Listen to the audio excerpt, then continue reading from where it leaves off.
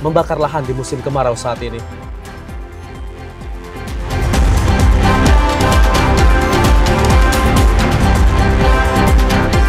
Tiga brigade pangan di Provinsi Jambi telah berprogres.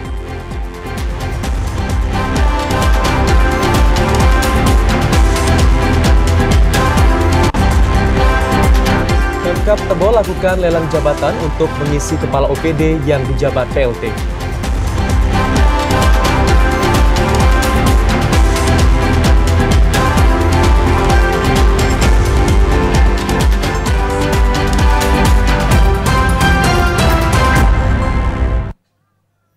Assalamualaikum warahmatullahi wabarakatuh. Selamat sore saudara, kami kembali menyapa Anda dalam program Jambi hari ini, edisi Senin 23 Juni 2025.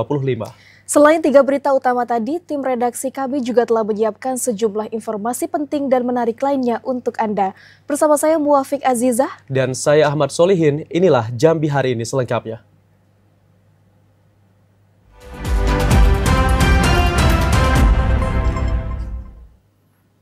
Saudara, seluruh lapisan masyarakat dan perusahaan diminta untuk tidak melakukan pembakaran lahan di musim kemarau basah, terutama di wilayah lahan gambut, mengingat lahan tersebut mudah terbakar.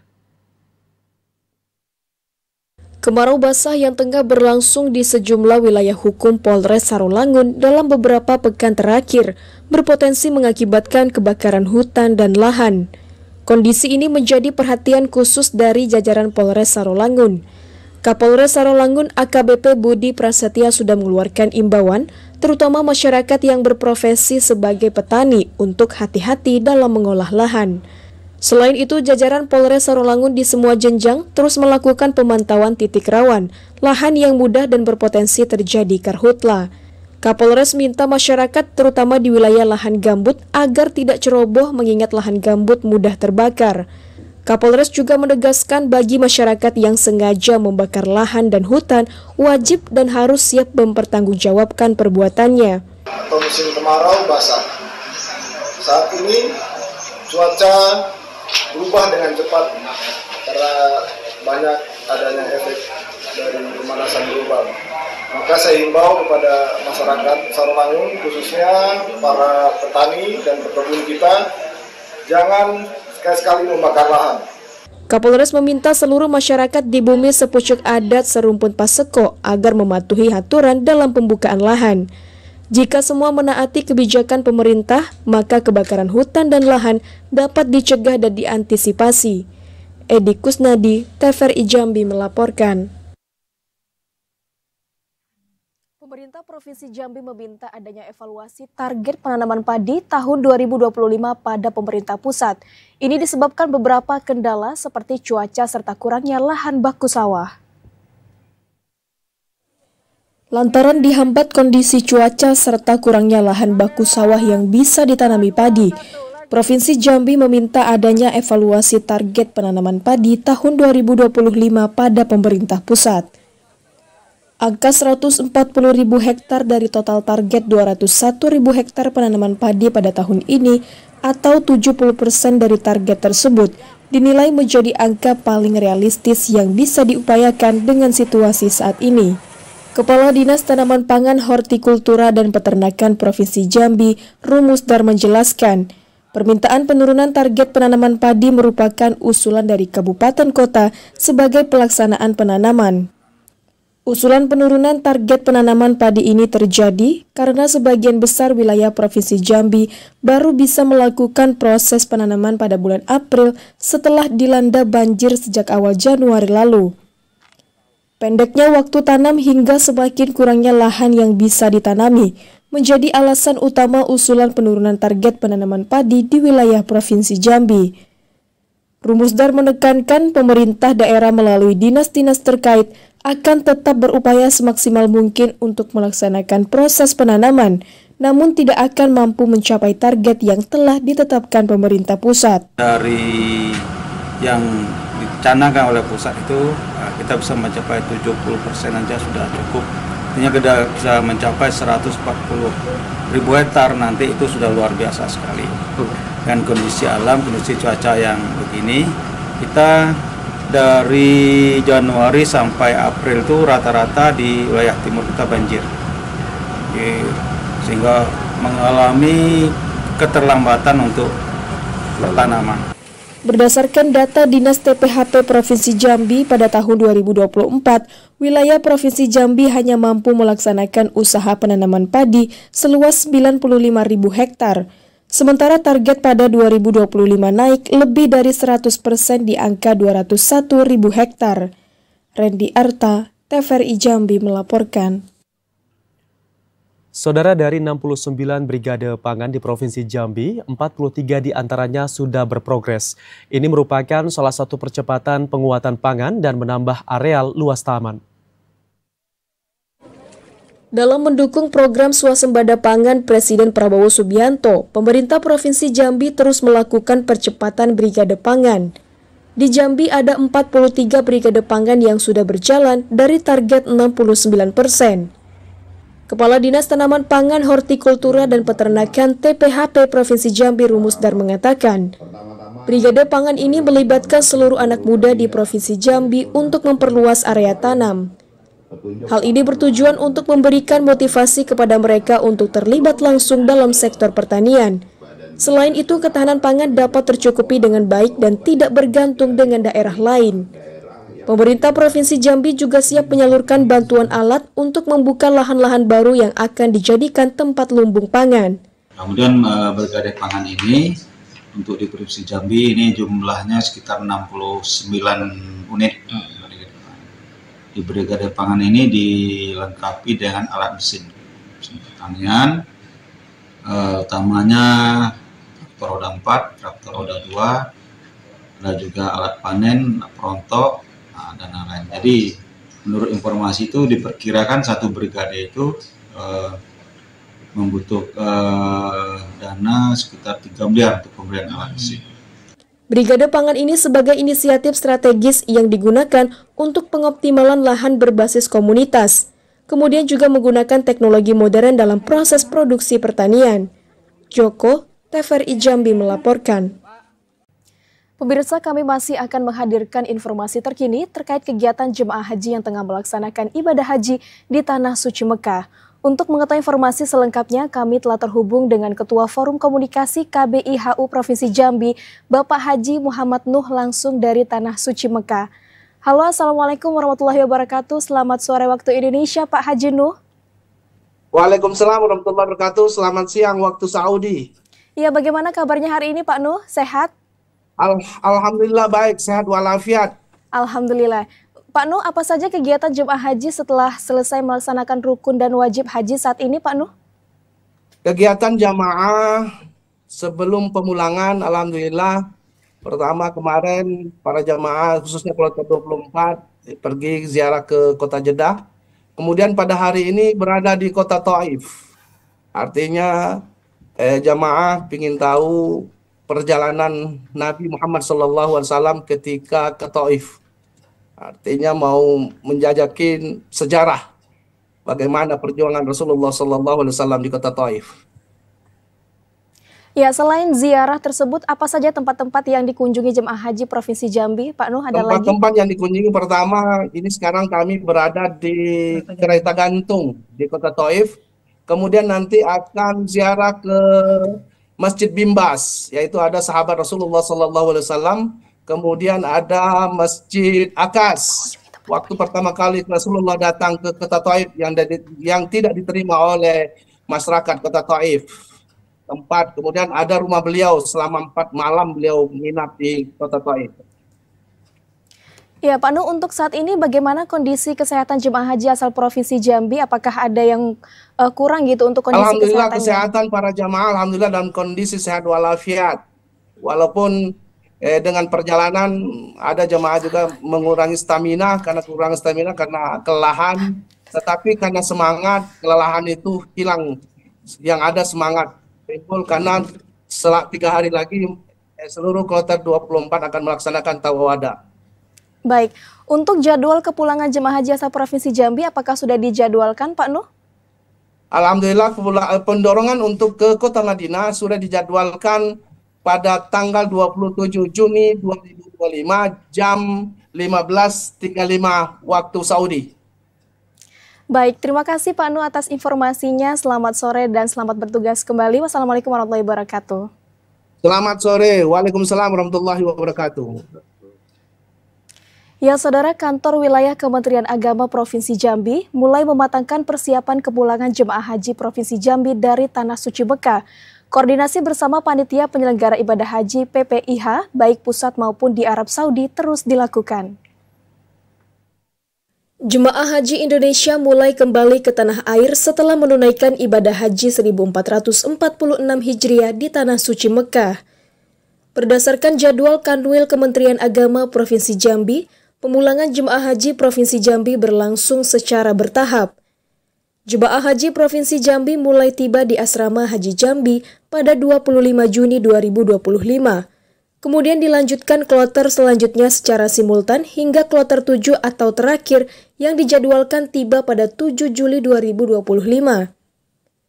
Kakanwil Kemenak Provinsi Jambi Mahbub Daryanto mengatakan, pihaknya terus mematangkan persiapan proses pemulangan jemaah haji Jambi dengan terus berkoordinasi bersama Panitia Penyelenggara Ibadah Haji PPIH baik di pusat maupun di Arab Saudi.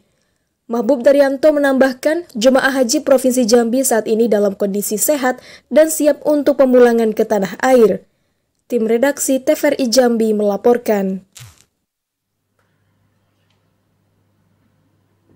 Saudara, jemaah yang telah menyelesaikan ibadah haji di Tanah Suci Mekah dijadwalkan akan kembali ke tanah air pada tanggal 25 Juni hingga 11 Juli mendatang. Dan untuk mengetahui informasi selengkapnya, kita telah terhubung dengan reporter Cynthia Permana yang saat ini tengah berada di Asrama Haji Jambi. Halo, selamat sore Cynthia.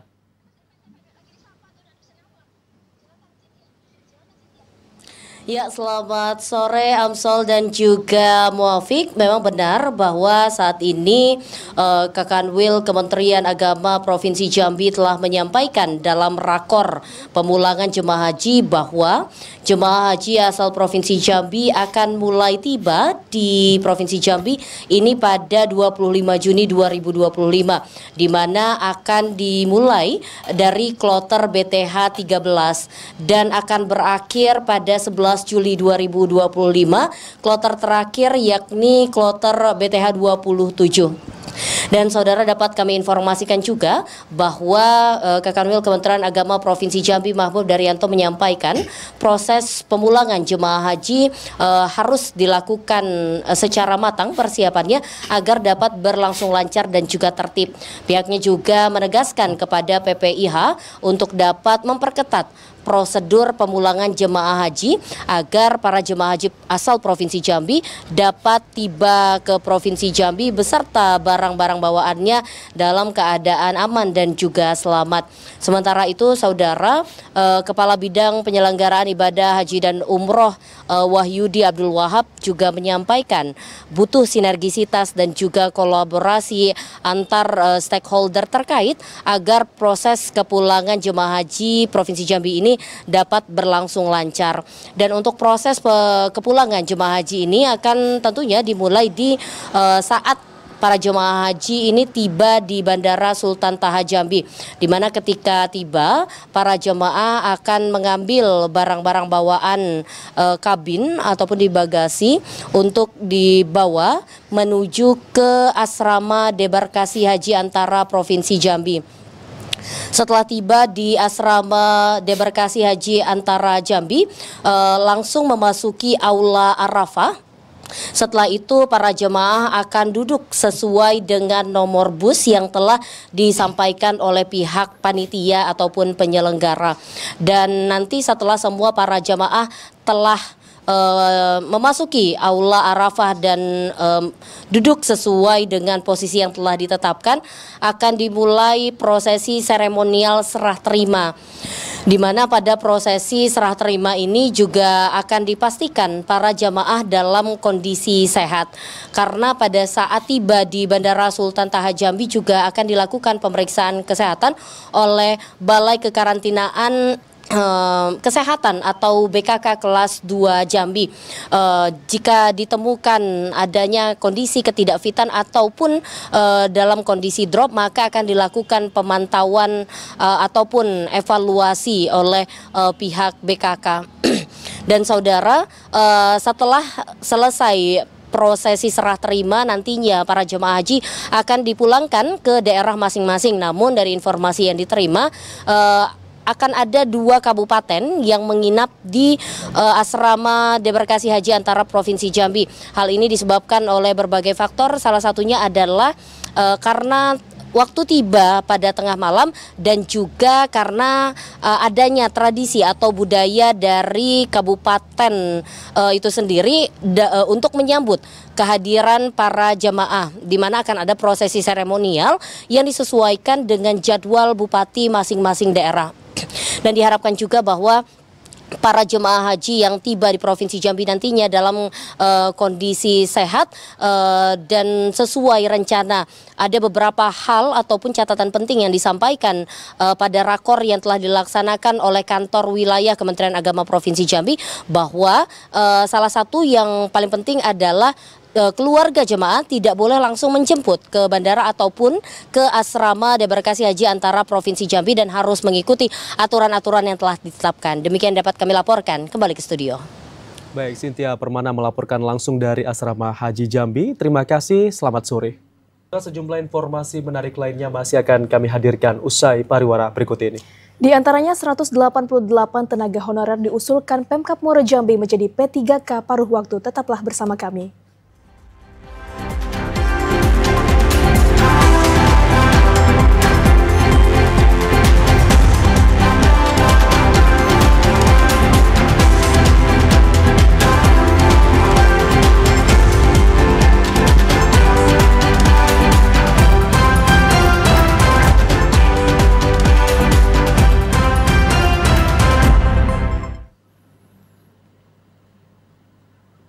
Terima kasih Anda masih bersama kami di Jambi hari ini. Saudara, pemerintah Kabupaten Tebo akan membuka lelang jabatan karena saat ini kepala organisasi perangkat daerah banyak yang dijabat oleh PLT. Rekomendasi dari BKN telah keluar untuk melelang jabatan tersebut. Pemerintah Kabupaten Tebo saat ini sedang mengalami krisis pejabat eselon 2 karena jumlah pejabat eselon 2 yang tersedia tidak berimbang. Dari data Badan Kepegawaian Pengembangan Sumber Daya Manusia BKPSDM Tebo mencatat, lebih dari 10 kepala OPD eselon 2 diisi oleh pelaksana tugas atau PLT. Bupati Tebo Agus Rubianto mengatakan, rekomendasi dari BKN telah keluar untuk melelang jabatan.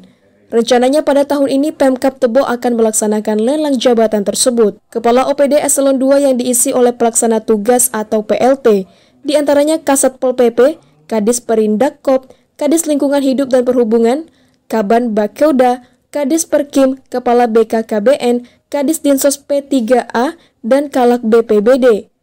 Memang banyak personal juga, bulan depan juga ada yang pensiun.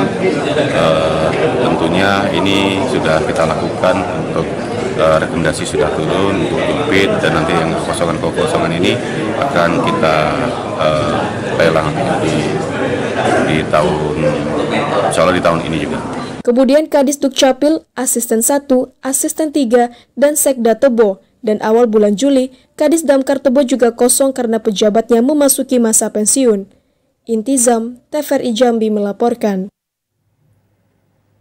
188 tenaga honorer yang dinyatakan tidak lulus pada tahap pertama masa seleksi diusulkan untuk diangkat menjadi P3K paruh waktu.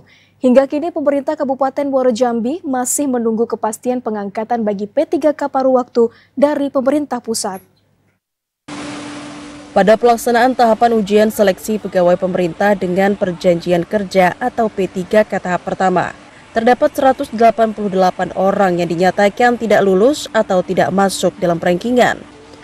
PLH Sekda Muaro Jambi Nasman Effendi mengatakan, pemerintah Muaro Jambi telah bersurat kepada Menteri Pendayagunaan Aparatur Negara dan Reformasi Birokrasi untuk membuka formasi bagi 188 tenaga honorer yang gagal pada tahap pertama untuk diangkat menjadi P3K paruh waktu. Kinerja para calon P3K paruh waktu nantinya akan dievaluasi oleh pejabat pembina kepegawaian paling lambat 1 tahun dan secepatnya selama 3 bulan. Nasman menegaskan, hingga kini Pemkab Muaro Jambi masih menunggu balasan dari Menpan terkait usulan 188 untuk P3K paruh waktu. Bupati dalam hal ini pejabat pembina kepegawaian mengatakan bahwa secepat mungkin itu bisa dilakukan. Karena kita bisa mengusulkan, langsung kita usulkan bisa untuk dilakukan pengangkatan menjadi penuh waktu. Artinya P3K seperti kawan-kawannya yang lain. Nah, tapi harus melalui proses paruh waktu, itu yang tidak boleh kita langgar. 188 calon P3K paruh waktu merupakan tenaga honorer yang telah mengabdi lebih dari 2 tahun. PLH Sekda Nasman Effendi juga mengatakan P3K paruh waktu dapat diangkat menjadi penuh waktu, namun dengan catatan harus melalui masa paruh waktu. Sebelumnya, Pemkab Muaro Jambi telah menyerahkan SK pengangkatan P3K kepada 1.553 tenaga honorer di lingkup pemerintahan Kabupaten Muaro Jambi. Multazam, TVRI Jambi melaporkan. Sistem penerimaan murid baru SPMB tingkat SMP tahun 2025 di Kota Jambi mulai dibuka pada hari ini. Dinas Pendidikan Kota Jambi minta seluruh sekolah untuk serius dalam menjaring siswa sesuai dengan aturan. Dinas Pendidikan Kota Jambi mulai membuka sistem penerimaan murid baru SPMB tingkat sekolah menengah pertama. Masyarakat diminta untuk segera mendaftar ke sekolah sesuai dengan aturan dan mekanisme yang telah dibuat. Salah satunya menggunakan jalur afirmasi, perpindahan orang tua, prestasi, dan domisili, sehingga tidak ada kesalahan yang dilakukan oleh orang tua yang berdampak pada gagalnya siswa masuk ke suatu sekolah. Kabid SMP Dinas Pendidikan Kota Jambi Sugiono mengatakan, pasca pendaftaran dibuka akan langsung diumumkan pada 4 Juli 2025 mendatang. Seluruh sekolah diminta untuk aktif dalam mengantisipasi kendala yang bisa terjadi dalam proses pelaksanaan SPMB. SPMB-nya insya Allah akan kita mulai nanti untuk pendaftarannya mulai dari tanggal 23 sampai 28 Juni. Kemudian nanti akan pengumuman hasilnya tanggal 4 Juli 2025, dilanjutkan berikutnya tanggal 7 sampai 8 Juli itu daftar ulang bagi siswa yang diterima. Selanjutnya tanggal 9 sampai 11 itu insya Allah akan masa pengenalan lingkungan sekolah atau MOS zaman dulu. Dan tahun ajaran baru 2025-2026 akan dimulai pada Senin 14 Juli 2025. Kepala sekolah juga diminta untuk transparan dalam menerapkan sistem penerimaan murid baru. Jangan sampai ada pungli kepada orang tua karena sudah diatur dalam undang-undang. Joko, TVRI Jambi melaporkan. Tuntaskan masalah sampah, Bupati Bungo akan memberdayakan RT, RW, dan Lurah jadi penggerak kelola sampah rumah tangga. Bupati Bungo Dedi Putra dalam waktu dekat akan mengumpulkan RT, RW, Lurah, dan khususnya Camat Pasar Muara Bungo guna membahas dan menggerakkan pengelolaan sampah di tingkat RT dan RW serta kelurahan.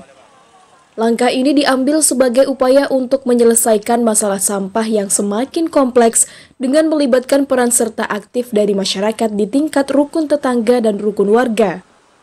Bupati Bungo Dedi Putra mengatakan, sampah bukan hanya masalah pemerintah daerah Bungo saja, namun menjadi tanggung jawab RT, RW, dan kelurahan, dan dipersilakan untuk mengelola sampah dengan sistem yang dibuat dengan inovasi masing-masing RT, RW, dan kelurahan.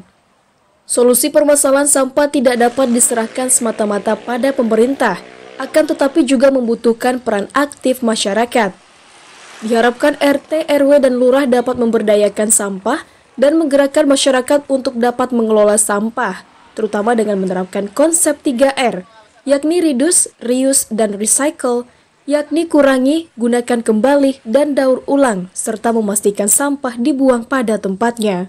Jadi pengolahan sampah ini mau tumbuh dari bawah. Jadi misalkan kita kesadaran, misalkan saya ingin tumbuhkan kesadaran masyarakat untuk mengolah sampah. Nanti saya akan berdayakan RT, berdayakan RW, berdayakan kelurahan, lurah, dan camat. Nanti tanggung jawab persampahan ini saya serahkan kepada camat supaya tumbuh dari bawah kesadaran. Nah ini yang kita akan lakukan. Kemudian nanti kita akan lihat titiknya. Sekarang kan ada TPA. TPA kan sudah kita perbaiki. Kita akan mulai perbaiki jalannya tahun ini.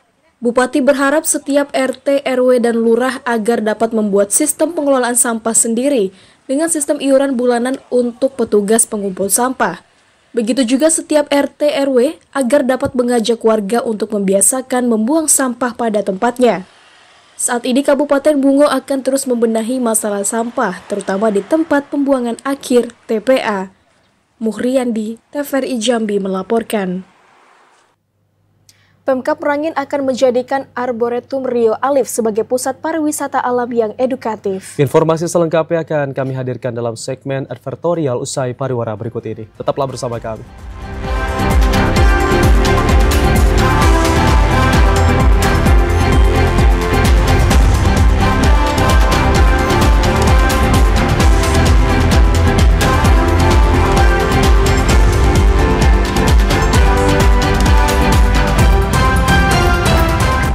Anda kembali bergabung bersama kami di Jambi hari ini dalam segmen advertorial. Bupati Merangin Muhammad Syukur berkomitmen mengembangkan pariwisata di Kabupaten Merangin. Pemerintah kabupaten akan menjadikan Arboretum Rio Alif sebagai pusat pariwisata alam yang edukatif. Pemerintah Kabupaten Merangin menggelar senam sehat dan jalan santai di objek wisata Arboretum Rio Alif, Kecamatan Bangko, Kabupaten Merangin. Dalam kesempatan ini, Bupati Merangin Muhammad Syukur mendeklarasikan kebangkitan wisata Kabupaten Merangin. Bupati Merangin Muhammad Syukur mengatakan bahwa Arboretum Rio Alif merupakan objek wisata edukatif yang masih asri dengan dihuni keanekaragaman hayati. Lokasinya tidak jauh dari pusat kota Bangko, yakni berjarak sekitar 7,8 km. Dengan berbagai potensinya, Arboretum Rio Alif akan dijadikan sebagai pusat pariwisata, sehingga membuat informasi tentang berbagai wisata di Kabupaten Merangin. Muhammad Syukur juga mengatakan pihaknya akan menggandeng investor untuk mengembangkan Arboretum Rio Alif, karena sudah ada beberapa investor yang tertarik dengan objek wisata ini. Semua sekarang kita tebarkan energi positif, informasi positif pada daerah-daerah, bahwa Merangin sekarang sudah bagus, Merangin sudah bangkit, Merangin sudah mendeklarasikan diri kebangkitan pariwisata Merangin. Merangin itu bukan semata-mata untuk PAD, tetapi efek dominonya yang kita harapkan juga. Kalau wisatanya bagus, berdampak pada kuliner, berdampak pada hotel, berdampak pada investasi yang lain. Ini yang kita harapkan. Jadi bukan, usah bangun wisata semata-mata untuk PAD, bukan itu. Ketua TPPKK Merangin Lavita Syukur mengapresiasi pemerintah karena berupaya mengembangkan objek wisata Arboretum Rio Alif. Menurutnya objek wisata ini edukatif sehingga cocok untuk dikunjungi keluarga. Diharapkan pemerintah dapat menambah fasilitas agar objek wisata ini lebih ramah untuk perempuan dan anak. Ini adalah kesempatan yang paling baik untuk meningkatkan pariwisata Merangin khususnya, dan juga membawa anak-anak untuk selain berwisata, edukasi, dan juga berliburan. Semoga ini bisa berkembang lebih baik lagi dan bermanfaat untuk semua orang. Ini juga harus ramah perempuan dan ramah anak-anak, untuk khususnya MCK, fasilitas-fasilitas untuk ruang musolahnya juga itu perlu diperhatikan. Karena kita berharap ini juga tidak hanya berkembang saat ini saja atau tidak hanya selesai di sini saja, tapi harus tetap terus berinovasi sehingga terus tetap berkembang. Objek wisata Arboretum Rio Alif memiliki luas sekitar 78 hektar. Aneka pohon seperti pohon meranti, pohon alpukat, hingga pohon durian musangking dapat ditemukan di hutan kota tersebut. M. Sober, TVRI Jambi melaporkan.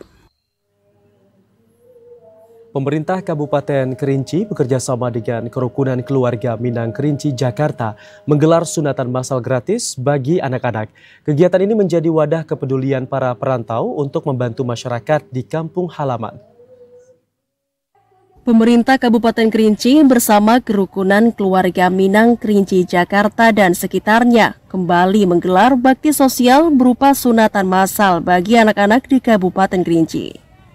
Kegiatan ini berlangsung di Puskesmas Sulak Mukai dan diikuti oleh ratusan anak dari berbagai kecamatan di Kabupaten Kerinci. Bakti sosial tahun 2025 merupakan yang ke-12 kalinya diselenggarakan. Acara dibuka secara resmi oleh Sekretaris Daerah Zainal Effendi. Proses kitan yang dilakukan oleh tim medis profesional dan berpengalaman serta dibantu para relawan berlangsung tertib dan penuh suasana kekeluargaan. Warga juga antusias mengantarkan anak mereka ke lokasi acara. Pada tahun ini kita melaksanakan sunatan massal berpusat pertama di Puskesmas Sulamukai, kemudian yang kedua adalah Puskesmas Bolo. Dan pada sunatan massal ini semata-mata ini adalah kegiatan sosial. Selain di Sulamukai, kegiatan serupa juga akan digelar di 2 lokasi lainnya, yakni Kecamatan Bukit Kerman dan RSUD Haji Bakri, Kota Sungai Penuh. Ilwan, TVRI Jambi melaporkan. Saudara, Fakta Adikusuma resmi meraih gelar Doktor Ilmu Pertanian Universitas Jambi setelah melewati ujian disertasi promosi doktor. Di hadapan tim penguji, Fakta Adikusuma mampu mempertahankan disertasinya dengan judul Asimetris Transmisi Harga dan Perilaku Pasar Cabai Merah di Provinsi Jambi. Program Studi Ilmu Pertanian Universitas Jambi kembali melahirkan lulusan doktor atas nama Fakta Adikusuma. Fakta Adikusuma menyandang gelar Doktor Ilmu Pertanian setelah melewati ujian disertasi dengan judul Asimetris Transmisi Harga dan Perilaku Pasar Cabai Merah di Provinsi Jambi. Disertasi ini mengkaji tentang cabai merah yang merupakan salah satu komoditi hortikultura unggulan karena masuk dalam 5 besar produksi hortikultura bernilai ekonomi tinggi. Dari sisi makro, cabai merah terkenal sebagai salah satu komoditi penyumbang inflasi. Hal itu menjadi permasalahan utama dalam pengembangan cabai merah. Tak hanya menyulitkan petani dalam mengambil keputusan produksi, tingginya harga cabai merah juga menimbulkan efek psikologis bagi konsumen. Tingginya harga cabai akan menyulitkan konsumen dalam memenuhi kebutuhan sehari-hari. Sejalan dengan alur pemasaran cabai merah dari petani hingga diterima konsumen, interaksi antar lembaga pemasaran memainkan peran penting dalam pembentukan harga. Transmisi harga yang bersifat simetris dan asimetris dalam rantai pemasaran dapat dipengaruhi oleh perilaku pasar dan keputusan strategis yang dipilih oleh pelaku pasar. Dalam presentasinya, Dr. Fakta Adikusuma menyampaikan bahwa pola utama distribusi pemasaran cabai merah di Provinsi Jambi terdiri dari 3 rantai yang melibatkan 2 jenis pedagang perantara, yakni perdagangan pengepul dan pengecer. Baik, terima kasih. Jadi penelitian ini diawali dari keresahan terhadap tingginya volatilitas harga cabai, di mana harga terendah cabai itu dalam periode setahun itu berada di harga 16.500 di tingkat eceran, tetapi harga tertingginya mampu mencapai 116.700 sekian. Nah, ini menunjukkan bahwa tingginya volatilitas harga pada komoditas ini, tingginya fluktuasi harga ini memberi peluang kepada pelaku pasar, khususnya di tingkat pedagang perantara ini, untuk mempermainkan sinyal perubahan harga, di mana ini menunjukkan bahwa mekanisme pasar cabai merah ini belum berjalan secara efisien. Strategi bersepakat harga yang dibangun di antar pedagang itu bukanlah merupakan keputusan terbaik yang menghasilkan hasil optimal. Fakta Adikusuma berhasil mempertahankan disertasinya dalam sidang promosi yang diketuai oleh Profesor Muazza, penguji eksternal Profesor Arina Suryani, dan promotor Profesor Zulkifli Alamsyah. Ketua Sidang Promosi Dr. Profesor Muazza mengapresiasi disertasi yang disampaikan Promovendus Fakta Adikusuma. Penelitian ini diharapkan dapat menjadi rekomendasi bagi pemerintah daerah dalam mengambil kebijakan. Alhamdulillah pada hari ini kita sudah menyelesaikan program Doktor Ilmu Pertanian Fakta Adikusuma. Alhamdulillah dari dari awal sampai berakhir kegiatan ini menunjukkan suatu penguasaan yang kompetensi yang baik bagi pada peserta atau Promovendus hari ini atau doktor yang sudah kita berikan gelarnya setelah akhir kegiatan, dan kita nampak itu bahwa sangat berkualitas jawaban dari dokter tadi di dalam menjawab pertanyaan-pertanyaan dari tim penguji. Dr. Fakta Adikusuma merupakan lulusan ke-6 program ilmu pertanian Universitas Jambi dengan nilai disertasi A atau 85,4. Dr. Fakta Adikusuma mampu menyelesaikan studinya selama 4 tahun. Daniel Al-Adli, TVRI Jambi melaporkan. Saudara, tradisi Napak Dahin menjadi upaya untuk melestarikan budaya dan tradisi suku Kerinci. Informasi selengkapnya akan kami hadirkan usai jeda. Tetaplah bersama kami di Jambi hari ini.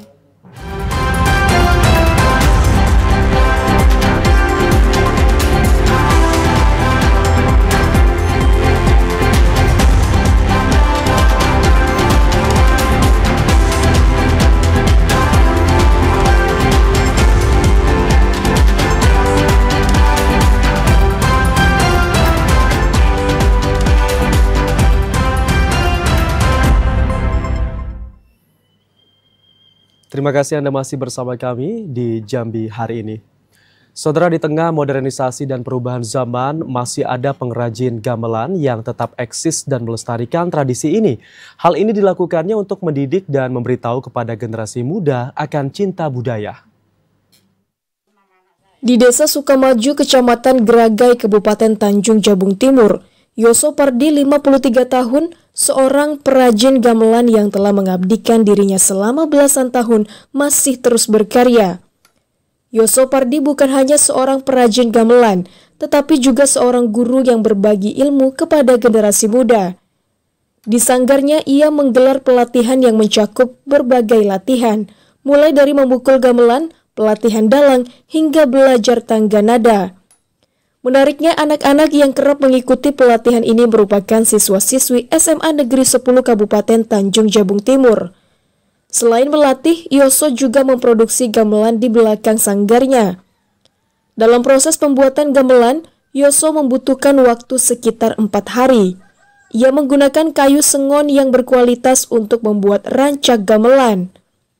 Pasar hasil gamelan Yoso masih berada di dalam Kabupaten Tanjung Jabung Timur dengan harga yang berinovasi mulai dari 300 hingga 900 ribu rupiah per rancak, tergantung pada bentuk dan ukiran yang dibuat.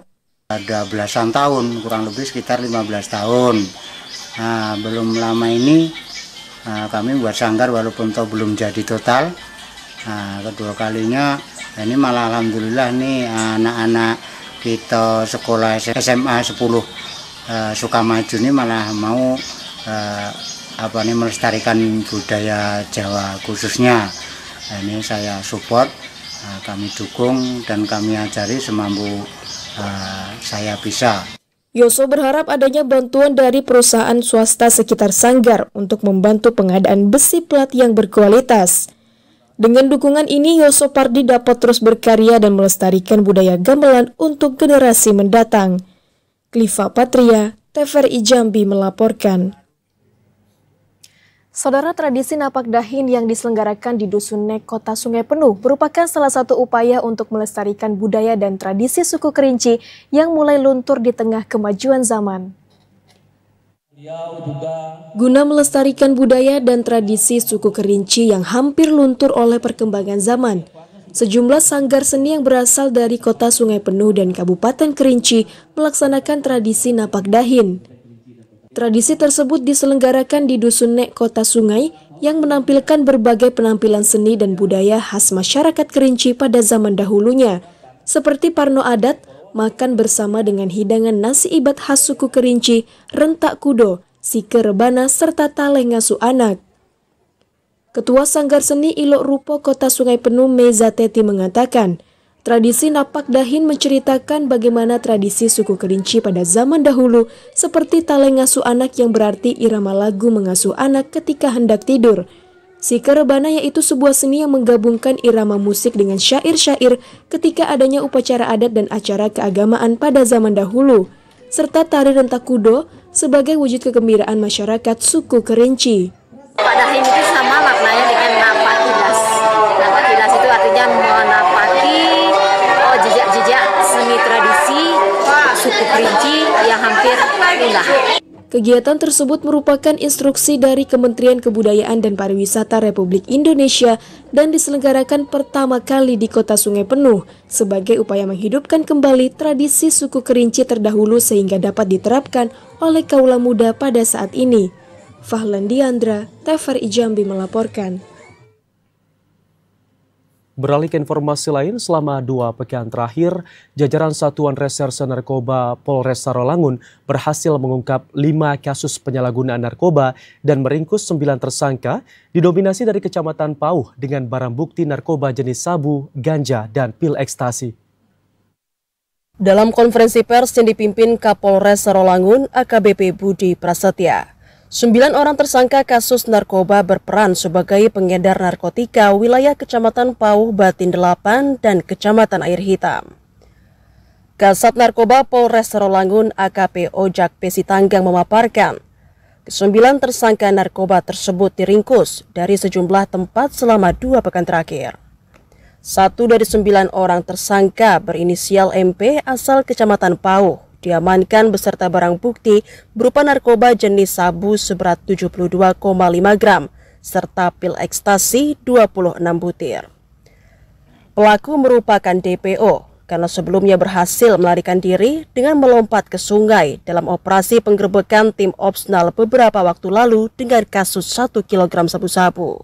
Dari hasil pengembangan, pelaku berhasil diamankan saat sedang berada di rumahnya.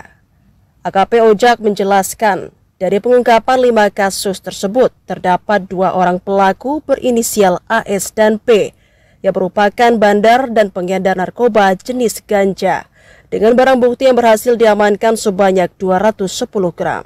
Ini ada 5 perkara dengan pelaku sebanyak 9 orang laki-laki.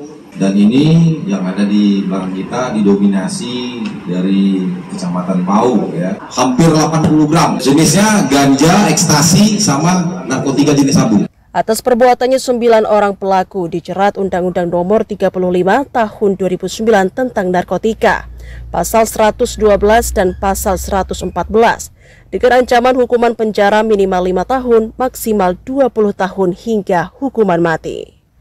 Edi Kusnadi, TVRI Jambi melaporkan. Saudara, informasi tadi sekaligus menutup perjumpaan kita di Jambi hari ini. Terima kasih atas perhatian dan kebersamaan Anda. Akhirnya saya Ahmad Solihin. Dan saya Muafik Aziza bersama kerabat kerja yang bertugas pamit undur diri. Wassalamualaikum warahmatullahi wabarakatuh dan sampai jumpa.